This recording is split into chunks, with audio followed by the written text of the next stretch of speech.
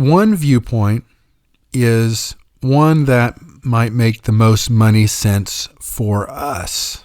What returns me the most money, whether that be an investment decision, and it could be real estate, stocks and bonds, business decision, whatever it may be. But if we take those same decisions, and what if we look through the viewpoint or the lens of what makes the biggest legacy impact?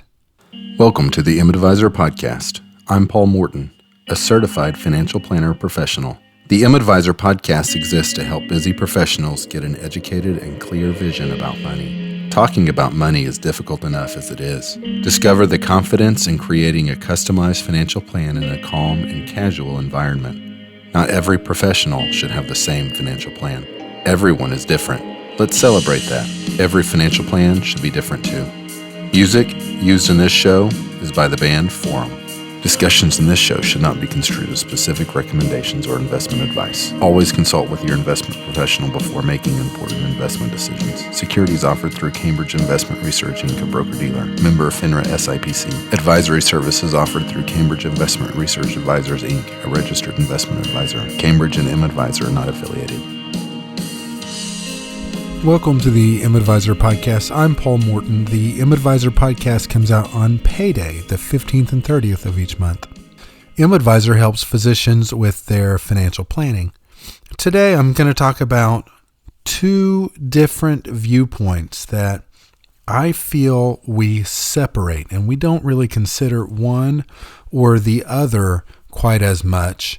We usually look through just one at a time.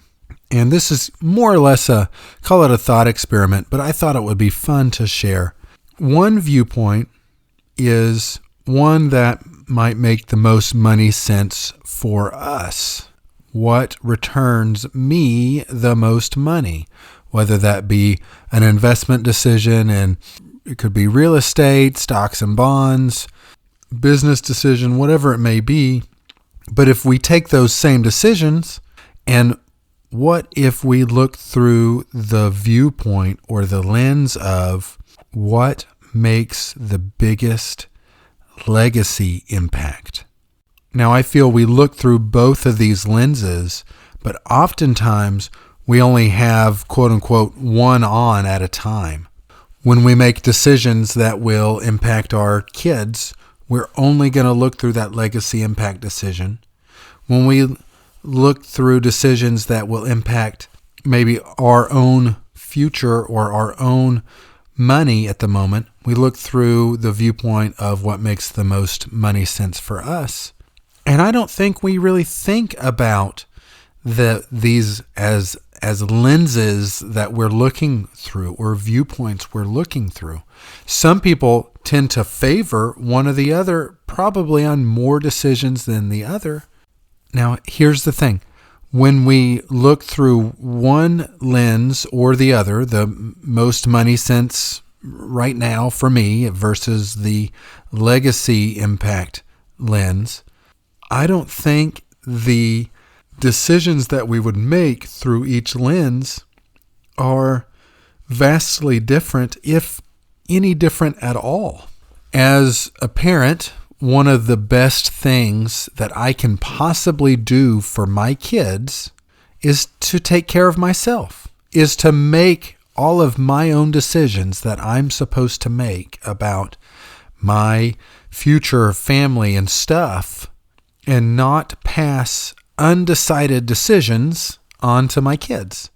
And making those decisions, if I make the decisions that make the most sense money-wise for me, it is likely the case that will make the most money-wise for them, or that would impact the legacy from me to them, at least on potentially a monetary standpoint, assuming I'm not making decisions that help me monetarily and then just so I can spend more money, which that is certainly a possibility. But if I'm making decisions so I can spend more money, Is that monetary spending? Does that include bringing my family on memorable vacations or something of that nature? If that's the case, I feel that positively impacts legacy as well. And here's the point of this brief conversation. And here's the whole point in this brief conversation, in looking through the lens and the viewpoint of what might make the most money sense for us versus viewing through the lens of what might have the biggest legacy impact, is that I think it's important to define and understand and think about legacy. Some people do this quite naturally all the time, and that's fantastic. Some people don't ever, but I think it's important to consider what a legacy is. We think about things like retirement. We think about things like paying for college or saving for cars or vacation houses or what's the next big investment. And all of those can play into our legacy for sure. But our legacy is, in my opinion, bigger than an inheritance. An inheritance, in my personal opinion and definition, deals with transitioning money from one person to another or from one generation to another. And I feel that legacy can include inheritance, but is bigger than just inheritance. You can deliver a fantastic inheritance and a really crappy legacy, in my opinion. And the legacy is, how did your heirs or those you were responsible for, how did you make them feel? Were they safe and protected when you were around? Were they uneasy? Was it all fun and games and great times? What is the impact of you being connected to your heirs?